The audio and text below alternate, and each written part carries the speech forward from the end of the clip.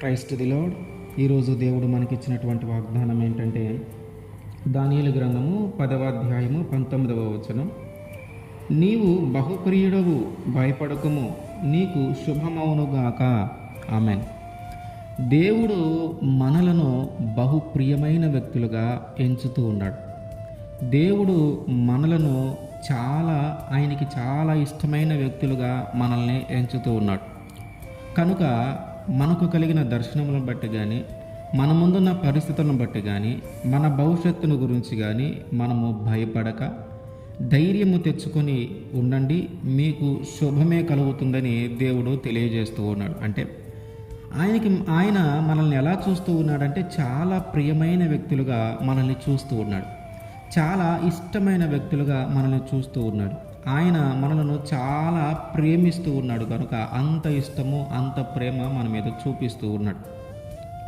కనుక ఆయన అంటున్నాడు, నీకు కలిగిన దర్శనాన్ని బట్టైనా, ఇప్పుడున్న నీ పరిస్థితులను బట్టైనా, ముందున్న జరగబోయే పరిస్థితులను బట్టైనా, నీ భవిష్యత్తుని గురించి అయినా నువ్వు భయపడొద్దు, నువ్వు ధైర్యంగా ఉండు, నీకు శుభమే కలుగుతుందని దేవుడు మాట్లాడుతూ ఉన్నాడు.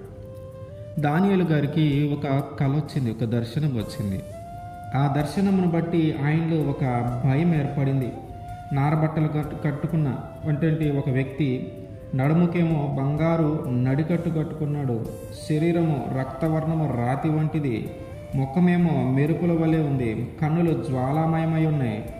అట్లా పాదములు తలతలలాడు ఇత్తడిని పోలి ఉన్నాయి. మాటల ధ్వని నర సమూహపు కంఠధ్వని వలె ఉన్నవి అని ఆ దర్శనము కలిగినప్పుడు అక్కడ ఉన్న వాళ్ళందరూ దాన్ని చూడలేదు. కానీ అప్పటికి అతన్ని వదిలేసి వెళ్ళిపోయారు. చాలా భయం కలిగి అతను ఒక్కడే ఉండిపోయాడు. అంటే దానియేలు గారు ఒక్కడే ఉండిపోయాడు.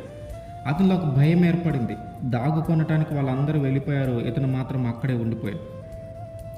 ఇంత భయపడుతున్నటువంటి పరిస్థితుల్లో దేవుడు అంటున్నాడు, నువ్వు భయపడొద్దు, నువ్వు ధైర్యంగా ఉండు, నీవు నాకు ప్రియమైన వ్యక్తివి, నీకు శుభమే కలుగుతుంది కానీ అశుభము కలగదు, నువ్వు భయపడొద్దని చెప్పి దానియేలు గారితో మాట్లాడుతూ ఉన్నాడు. అంటే ఆ దర్శనము ద్వారా ఏదైనా జరగబోతుందేమో, ఏదైనా ఆపద రాబోతుందేమో, ఎవరైనా నా మీదకి యుద్ధానికి వస్తున్నారేమో అనేకమైన ఆలోచనలు ఆ దానియేలు గారికి కలిగి భయపడుతూ ఉన్నాడు, ఏం జరగబోతుందో అని. కానీ దేవుడు అంటున్నాడు, నువ్వు భయపడొద్దు, నువ్వు ధైర్యంగా ఉండు, నువ్వు భయపడొద్దు, నువ్వు ధైర్యంగా ఉండు, నీకు శుభమే కలుగుతుంది. ఎందుకంటే నీవు నాకు ప్రియమైన వ్యక్తివి, నీవు నాకు చాలా ఇష్టమైన వ్యక్తివి. కనుక దేవుడు మనల్ని కూడా ఆయనకి ప్రియమైన వ్యక్తిగా చూస్తూ ఉన్నాడు. దేవుడు మనల్ని కూడా ఆయనకి ఇష్టమైన వ్యక్తులుగా మనల్ని చూస్తూ ఉన్నాడు. కనుక మనము కూడా మనకు కలిగిన దర్శనాలను బట్టైనా, మన ముందున్న పరిస్థితులను బట్టైనా, మనం ఎదుర్కొంటూ ఉన్న పరిస్థితులను బట్టైనా, మన భవిష్యత్తును గురించి దిగులైనా సరే దేనిని గురించి నువ్వు భయపడొద్దు. ఎందుకంటే ఆయనకి మనము ప్రియమైన వ్యక్తులము, ఆయనకి మనము ఇష్టమైన వ్యక్తులము. కనుక మనకు శుభమునే కలిగిస్తాడు కానీ అశుభమును కలిగించడు. అందుకని అంటున్నాడు, నువ్వు భయపడొద్దు, నీకు శుభమే కలుగుతుంది. ఎందుకంటే నీవు నాకు చాలా ప్రియుడవు, నీవు నాకు చాలా ఇష్టమైన వ్యక్తివి. కనుక నీకు శుభమే కలుగుతుందని దేవుడు మనతో వాగ్దానం చేస్తూ ఉన్నాడు. ఆమేన్.